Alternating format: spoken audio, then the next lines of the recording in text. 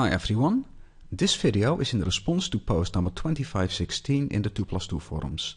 3EBJunkie asks, I'm trying to graph the following scenario. The game is heads up format, hero minraises with a given range on the small blind, and villain shoves all in with a given range. I would like to be able to vary the stack sizes to see how that affects hero's EV of calling. How would I go about this? Okay, let's first set up the tree. I'll select the tree with small blind versus big blind, and I'll start the tree. I'll set blinds to 0.5 and 1, and I'll set stacks to 10 blinds. Small blind min raises or folds, and big blind raises all in or folds, and finally small blind calls or folds. And we'll still need some ranges. I'll make small blind min raise with the top 40% of hands. I'll make big blind 3-bet with the top 16% of hands, and finally I'll make small blind call with, let's say, 6s plus, ace king, ace queen, ace jack, ace 10. Let's just go with that. Okay, so if we now compute, we'll see that small blind's EV for this strategy is 0.45 blinds. Now how to make a graph of this.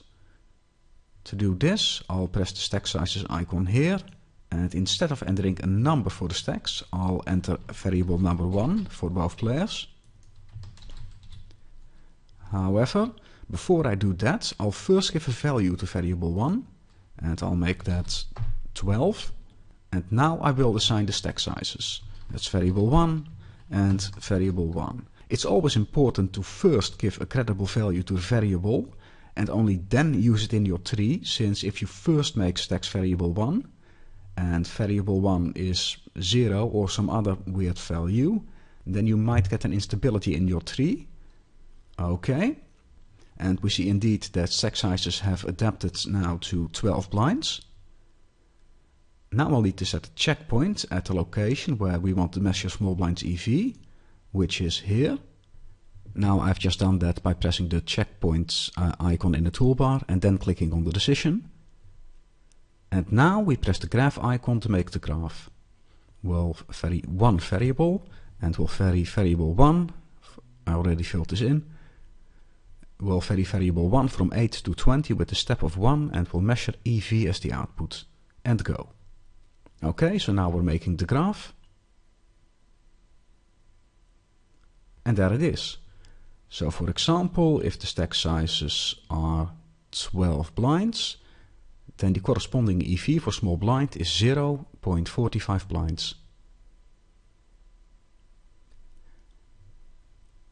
Okay, now we may actually want to make this a little bit more complex and only make small blind call here with his plus EV hands.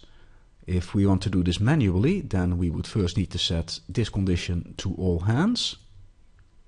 Compute, mouse over the condition to see which ones are plus EV and which ones are minus EV, and now press Alt D, which is one of the available toggles in the pop-up, and that will remove the minus EV hands, and again recompute. So if small blind makes a perfect call here with 12 blind stacks, then the EV of his strategy will be 0.46 blinds. Now in the registered version of the software, it's possible to write a script that will do this for every stack size and shows a graph at the end. For that we'll need to write a script.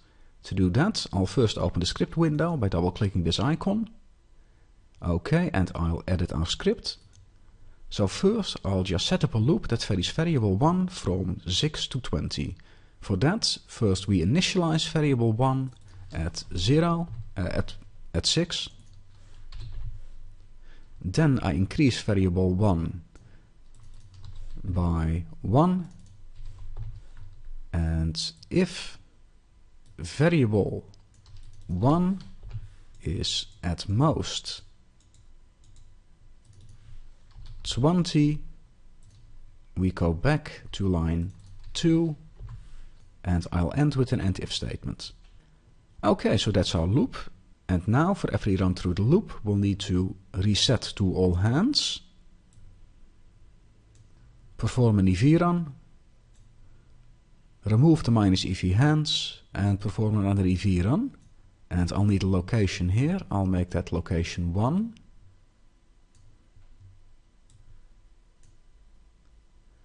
And I'll just go back to the tree for a minute. And this is the decision that needs to be location 1. I'll assign location 1 to it. And I'll go back to the script.